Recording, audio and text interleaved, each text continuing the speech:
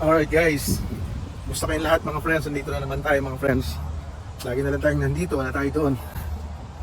Alright mga friends, nandito kami sa isang rest area. So may pupuntahan kami mga friends, kaya maaga kami umalis. At nagpapahinga muna kami. Kung makikita nyo sa likod ko mga friends, ayan, napakaganda ng lugar. Dito maraming puno. Nagpahinga muna kami mga friends kasi naantok tayo mag-drive pag malayo yung drive namin. So 3 oras din yung drive namin mga friends doon sa pupuntahan namin. May kukunin lang kaming pinagawa namin ng nagpagawa kami ng cake. Kasi birthday na nung eldest daughter ko, si Krisha. So yun, medyo special yung araw niya ngayon, kaya kahit malayo kukunin namin yung cake. Pero talaga mga best friend.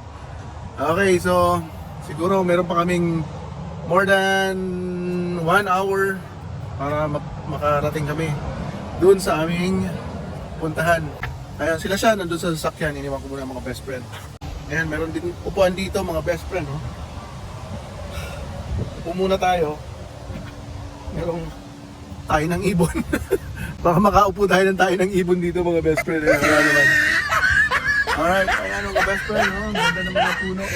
Ayan, pabalik na ako dito sa sasakyan namin mga best friend. At tutuloy tayo. Meron pa kami 1 oras, 1 hour para marating namin yung aming pupuntahan. Nakalak. Tayo na akong papasukin. Okay, tutuloy tayo mga best friend. Pupunta tayo sa mamaya na lang mga best friend. Okay, so let's go. Meron pa tayong 1 oras. Let's go, let's go, let's go.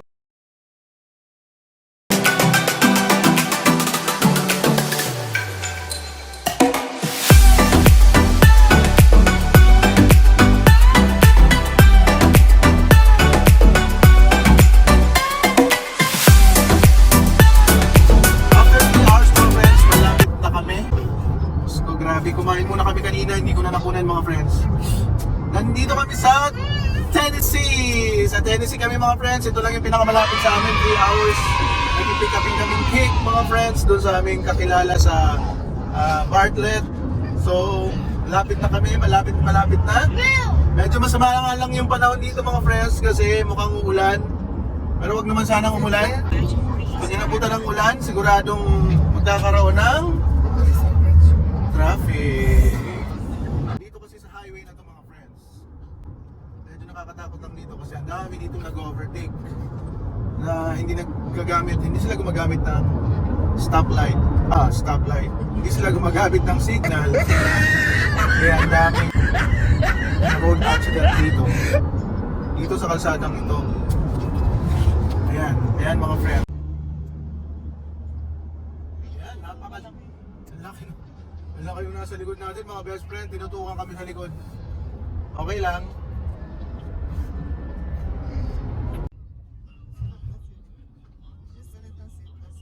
Ganda rito, no? Ganda rito kasi maraming puno sa loob.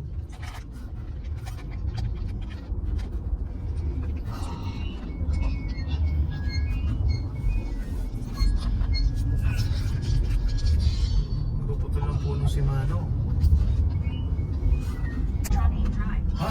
Saan? Diretso lang? Ang daming puno dito sa loob ng subdivision nila mga friends. Parang malamig dito pag winter.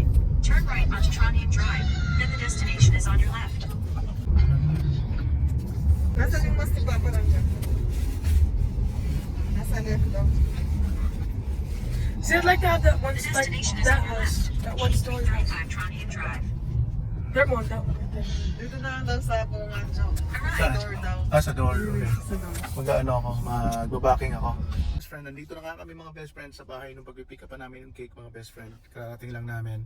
So ayun, kunin lang namin mga best friend. Tutuloy rin kami pag-uwi mga best friend kasi nga birthday ni Krisha. So kailangan namin umuwi kaagad. Kasi medyo uulan mga best friend. Ayan, medyo mahangin at maulap dito mga best friend. Kasi pag umuulan, mahirap magbiyahe dito mga best friend. Talagang minsan zero visibility dahil mababa yung cloud seeding nila. So napakahirap mag-drive. Medyo traffic pa. So 3 hours pa yung lalakari na. 3 hours pa yung biyahe natin mga best friend pa uwi.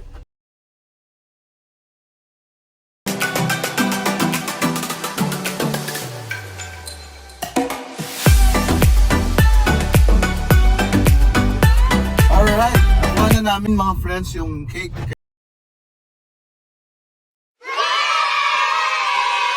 Kaya pauwi na kami mga friends. Palabas na kami dito sa subdivision nila mga friends. At kung nakikita niyo mga friends sa paligid, naku, ang dami ng mga design. This coming Halloween. Ito may bata, oh. Wow! See that? Oh! Galing ng bata, oh. Meron siyang maliit na sasakyan. Three-wheeler, like, but it's like pedal instead of the motor. Dito kami sa Shelby Farm, mga friends. Duman muna kami mga friends. Pasyal muna tayo saglit bago tayo umuwi.